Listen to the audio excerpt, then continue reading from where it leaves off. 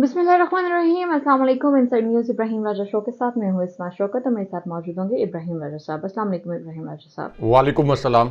आज 4 बड़ी अहम ब्रेकिंग न्यूज़ के हवाले से बात करेंगे और उन ब्रेकिंग न्यूज़ की अंदरूनी कहानी इब्राहिम राजा साहब से जानेंगे। आज की सबसे बड़ी पहली breaking news army chief general Asim Munir और पाकिस्तान के सबसे बड़े लीडर इमरान खान के मुतालिक है। ये खबर ने पूरे पाकिस्तान की सियासत का सियासी मंजरनामा जो है वो बदल के रख दिया है। ये खबर आपके सामने रखेंगे। आज की दूसरी बड़ी अहम ब्रेकिंग न्यूज़ एक आला जनरल के रिश्तेदार के खिलाफ एक्शन के मुतालिक है। इस पूरी खबर का बराह रास्त ताल्लुक इमरान खान से है।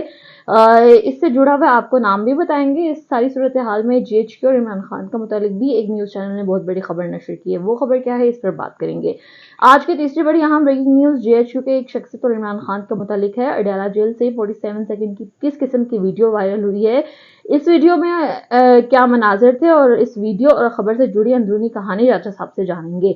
आज की चौथी बड़ी अहम ब्रेकिंग न्यूज़ एक खातून जज ने जस्टिस काजी फाइज ईसा को कैसे लाजवाब कर दिया है। सुप्रीम कोर्ट में किन जजेस साहिबान की आपस में लड़ाई हुई और क्यों हुई, ये भी राजा साहब से जानेंगे। पहली सवाल पे जाने से पहले आपसे रिक्वेस्ट करेंगे हमारे चैनल को सब्सक्राइब कीजिएगा, वीडियो को लाइक भी कीजिएगा और कमेंट भी कीजिएगा।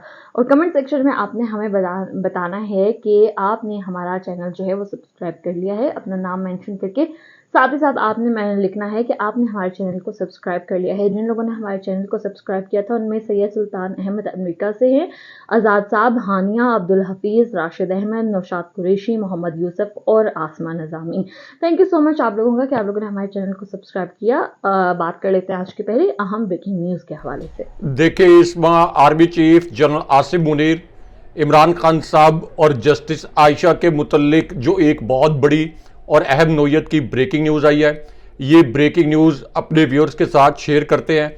और इसी पूरी सूरत हाल में DG ISI जस्टिस अतर बिन अल्लाह, GHQ, इमरान खान साहब की रिहाई के मुतल्लिक भी जो 3 बड़ी ब्रेकिंग न्यूज़ आई हैं, ये तीनों ब्रेकिंग न्यूज़ भी अपने नाज़रीन के सामने मुख्तसरन रखते हैं।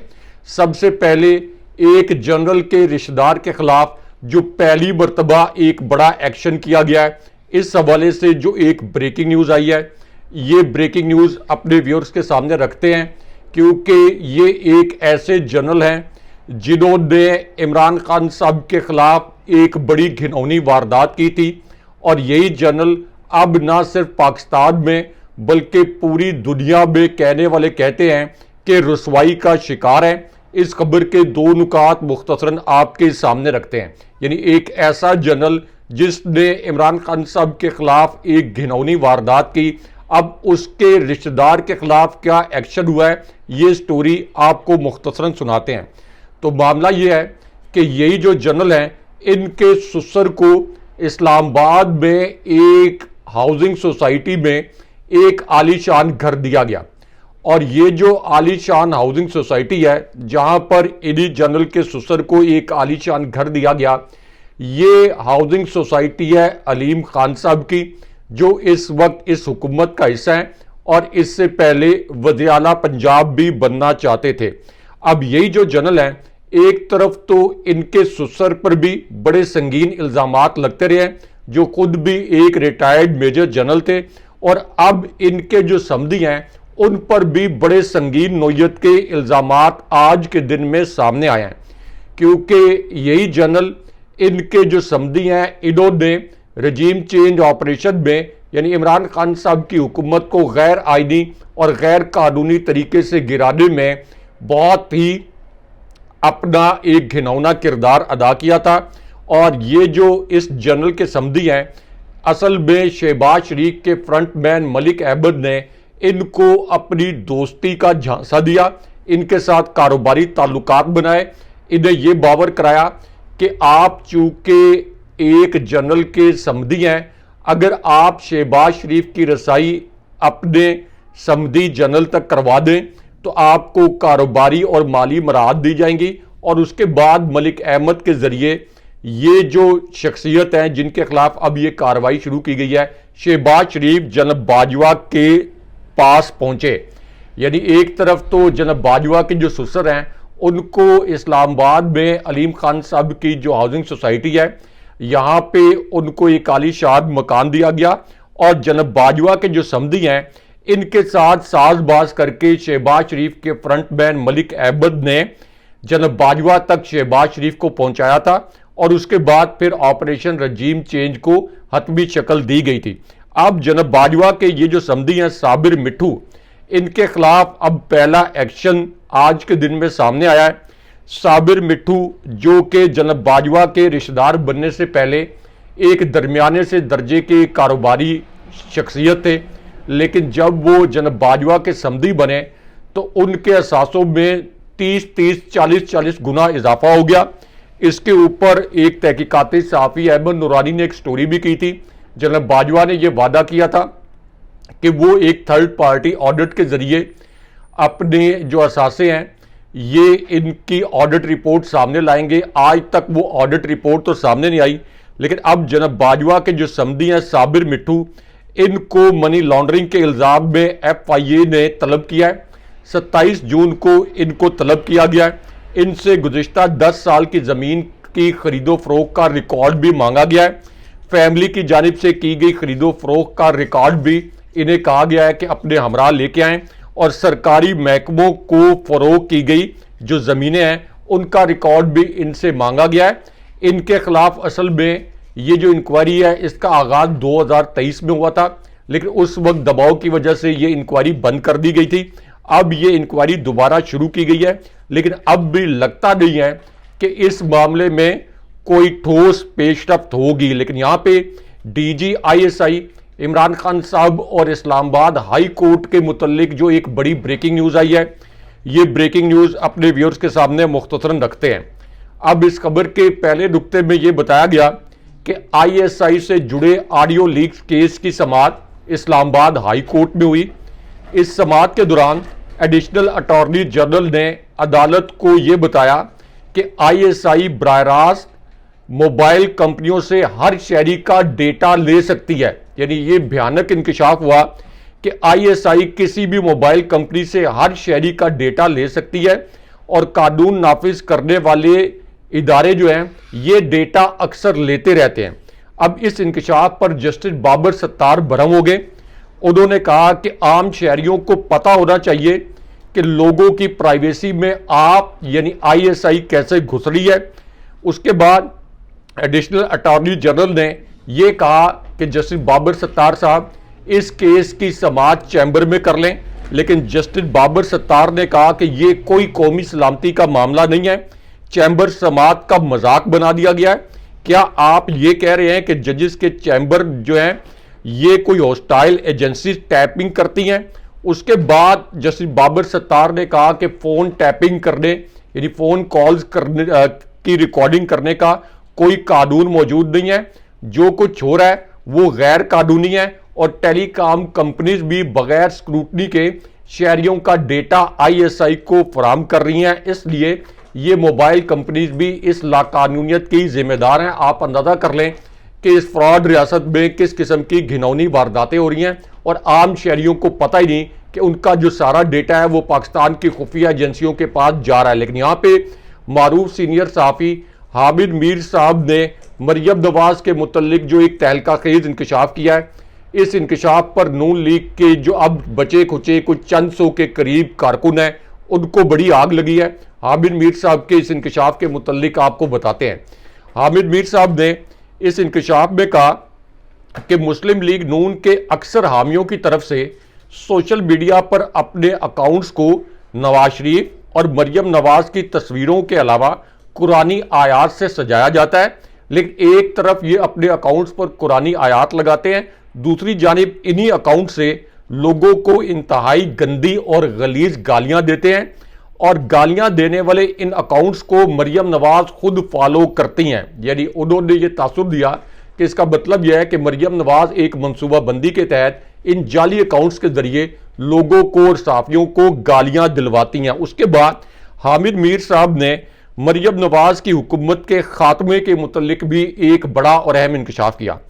हामिद मीर साहब ने कहा कि नून लीग के जो MNAs हैं इनका एक ग्रुप शहबाज शरीफ के पास पहुंचा, और शहबाज शरीफ के पास जाकर इन्होंने मरियम नवाज की शिकायत लगा दी, और नून लीग के MNAs के इस ग्रुप ने शहबाज शरीफ को यह कहा कि जिस तरीके से पंजाब हुकूमत चलाई जा रही है इससे नून लीग को बहुत नुकसान हो रहा है, और नून लीग को ख़त्म किया जा रहा है। यानी शहबाज शरीफ का जो MNAs का ग्रुप है वो मरियम नवाज के खिलाफ एक्टिव हो गया है, क्योंकि मरियम नवाज ने शहबाज शरीफ को नून लीग की सदारत से हटा के नवाज शरीफ को ज़बरदस्ती मुसल्लत किया। तो अब शहबाज शरीफ जो है वो ये कह रहे हैं कि मरियम नवाज पंजाब में नून लीग का खात्मा कर रही हैं। लेकिन यहाँ पे 4 मारूफ एंकर्स के मुतल्लिक जो एक बड़ी तकलीफदेह खबर आई है, ये तकलीफदेह खबर आपके सामने रखते हैं मुख्तसरन, क्योंकि अब ये जो 4 मारूफ सहाफ़ी और एंकर्स हैं जिनमें शाहीन सहबाई साहब शामिल हैं, मोईद पीरजादा शामिल हैं, साबिर शाकिर साहब जो कि मेरे साथ इस्लामाबाद में सहाफ़त करते रहे जब वो ARY के ब्यूरो चीफ थे और मैं उस वक्त समा का ब्यूरो चीफ था, उसके बाद दुनिया न्यूज़ इस्लामाबाद का ब्यूरो चीफ था, अब भी एक बड़े इदारे के ब्यूरो चीफ की हैसियत से फ़राइज़ सर अंजाम दे रहा हूँ। तो अब ये खबर आई है कि शाहीन सहबाई साहब, मोईद पीरजादा, साबिर शाकिर साहब और वजाहत S खान, इनकी जायदादें पाकिस्तान में जब्त करने और इनके शनाख्ती कार्ड ब्लॉक करने का हुक्म जो है ये इंसदाद दहशतगर्दी अदालत ने जारी किया है। और इंसदाद दहशतगर्दी की अदालत ने इन 4 सीनियर सहाफ़ियों को इश्तहारी करार देते हुए उनकी मनकूला और गैर मनकूला जायदाद कर्क करने का हुक्म जारी किया है। लेकिन यहाँ पे एक और बड़ी दिलखराश वीडियो वायरल हुई है, इस वीडियो के मुतल्लिक आपको मुख्तसरन बताते हैं। तो मामला ये है कि कराची में एक गोल्ड मेडलिस्ट जो इंजीनियर थे, उनके कत्ल का जो मुलजिम है ये इंतहाई पुरअसरार तरीके से और नाकाबिले यकीन तरीके से फरार हो गया, क्योंकि इस मुलजिम को जेल से पेशी के लिए अदालत लाया गया था। 4:10 पर इस मुलजिम को कोर्ट से सिटी कोर्ट लॉकअप जाते देखा गया था। अब पुलिस ने इस पर जो हैरान को मौक़िफ़ अपनाया, ये आपको बताते हैं।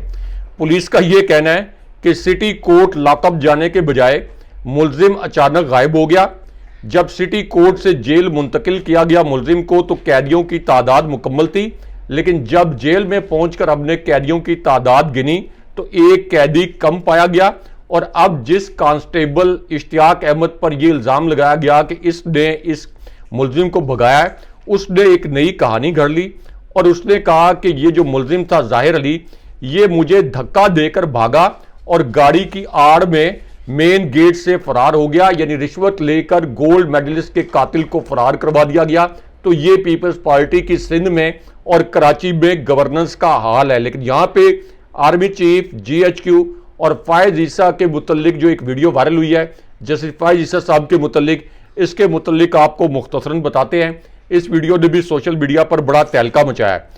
अब इस वीडियो में एतजाज अहसन साहब ने यह इंकशाफ किया कि इस वक्त एस्टैब्लिशमेंट और जस्टिस फायज ईसा की सारी गेम जो है ये PTI से छीनी गई 78 नशिस्तों की है। जस्टिस फायज ईसा को इस बेंच का हिस्सा नहीं बनना चाहिए था। अगर PTI को ये 78 सीटें मिल गई तो फिर जस्टिस फायज ईसा की एक्सटेंशन नहीं हो सकेगी। अगर ये सीटें हुकूमती इत्तेहाद को मिली तो काजी डायरेक्ट इसका बेनिफिशरी होगा, यानी फायज ईसा को इसका एक्सटेंशन का फायदा होगा। और फायज ईसा खुद 3 साल और इसी तनाजुर में हाई कोर्ट के जजेस को 2-2 साल की एक्सटेंशन रिश्वत के तौर पर दे देंगे।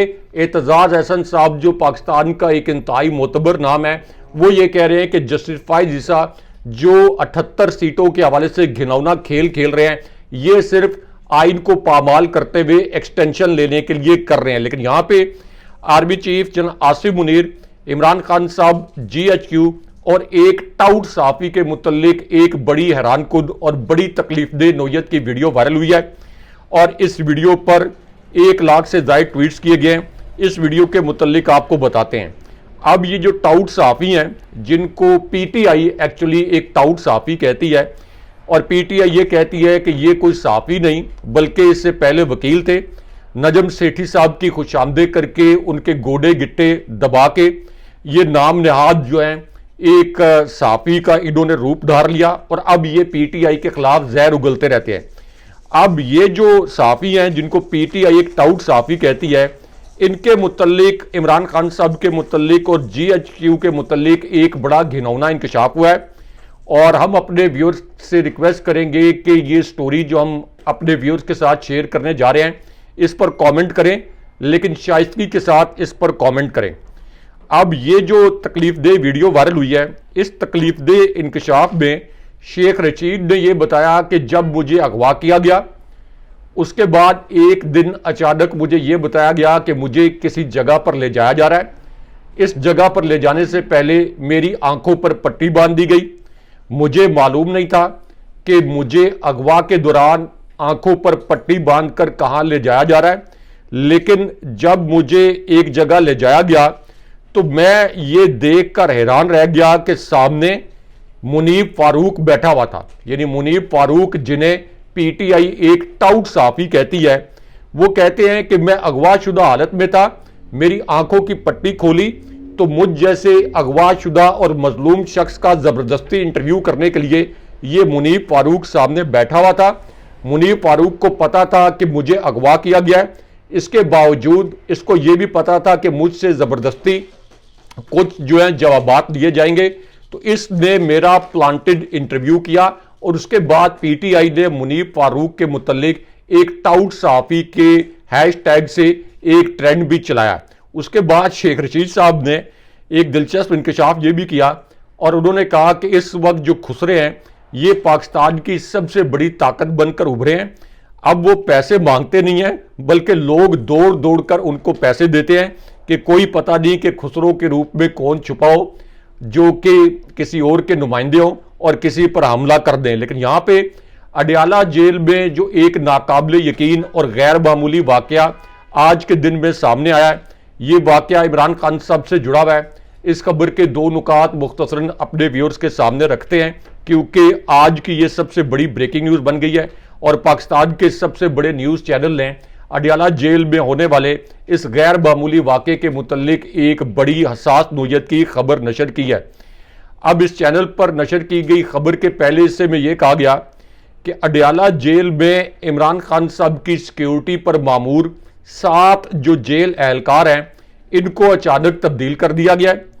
इसके अलावा deputy superintendent jail Tahir Shah को इमरान खान साहब की देखभाल के लिए अब मामूर किया गया है। ताहिर शाह और उनका अमला इमरान खान साहब की सिक्योरिटी के जिम्मेदार होंगे और इससे पहले पंजाब की वजारत दाखिला ने जो बड़े मिस्टीरियस हालात में इमरान खान साहब के जेल के अंदर 2 आला अफसरान को तब्दील कर दिया था, जिनके मुतल्लिक खान साहब ने कहा कि ये दोनों अच्छे अफसरान थे। लेकिन यहाँ पे सुप्रीम कोर्ट से इमरान खान साहब और पीटीआई को पीटीआई की नशिस्तें वापस मिलने के मुतल्लिक जो सबसे बड़ी और अहम नोयत की ब्रेकिंग न्यूज़ आई है, ये ब्रेकिंग न्यूज़ अपने व्यूअर्स के सामने रखते हैं, क्योंकि आज के दिन में अदालत में 7 मिनट तक एक बड़ा गैर मामूली वाकया हुआ। ये वाकया मुख्तसरन आपको बताते हैं कि जस्टिस आयशा और जस्टिस फाइज ईसा के दरमियान किस तरह से नोक झोंक हुई और फिर जस्टिस अतर बिन अल्लाह ने कैसे जस्टिस फाइज ईसा को मुकम्मल तौर पर लाजवाब कर दिया। अब जस्टिस आयशा मलिक, जिन्होंने आगे जाकर चीफ जस्टिस भी बनना है, जस्टिस फाइज ईसा की कोशिश होती है कि दीगर जज साहिबान को धमकाते रहें, तो इसी पूरी सूरत हाल में जस्टिस आयशा मलिक ने चीफ जस्टिस से ये सवाल किया कि क्या बखसूस नशिस्तों की बुनियाद पर आम इलेक्शन के नताइज को मुकम्मल तब्दील किया जा सकता है। जो जमातें अक्सरियत नहीं ले सकें, यानी पीपल्स पार्टी और नून लीग, क्या उन्हें मखसूस नशिस्तें देकर अक्सरियती जमात ज़बरदस्ती बनाया जा सकता है।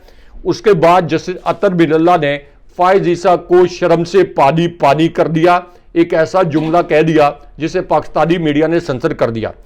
जस्टिस अतर बिन अल्लाह ने जस्टिस फाइज ईसा को मुखातिब करते हुए ये कहा कि हमने अपनी तारीख से कुछ नहीं सीखा, हम मौजूदा दरखास्तों पर आज कुछ कर लें तो ठीक है, वरना मुस्तकबिल में ऐसा वक्त जरूर आएगा जब सुप्रीम कोर्ट को दोबारा शर्मिंदगी का एहसास होगा।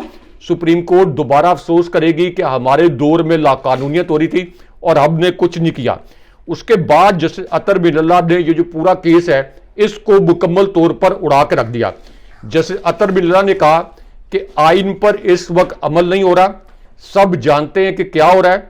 बतौर सुप्रीम कोर्ट हमने अपने सर इस वक्त रेत में दबा रखे हैं।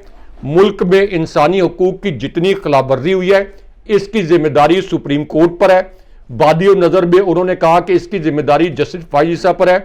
और उसके बाद जस्टिस अतर बिन अल्लाह ने कहा कि सबसे अहम पटिशन जो है ये 8 फरवरी के इलेक्शन के मुतल्लिक है, जिसमें बेकायदगियां हुई। हम सब जानते हैं कि 8 फरवरी के इलेक्शन में धांधली हुई, लेकिन उसके बावजूद एक पटिशन सुप्रीम कोर्ट में मौजूद है, हमें इसको सुनना चाहिए, लेकिन हम इसको नहीं सुन रहे। लेकिन उसके बाद जस्टिस मंसूर अली शाह ने जस्टिस फायद ईसा को उनके मुंह पर झूठा करार दे दिया, क्योंकि जस्टिस मंसूर अली शाह ने यह कहा कि अगर कोई सियासी जमात सिर्फ एक सीट जीत कर आती है तो क्या उस एक सीट वाली जमात को 70 मखसूस नशिस्तें दी जा सकती हैं।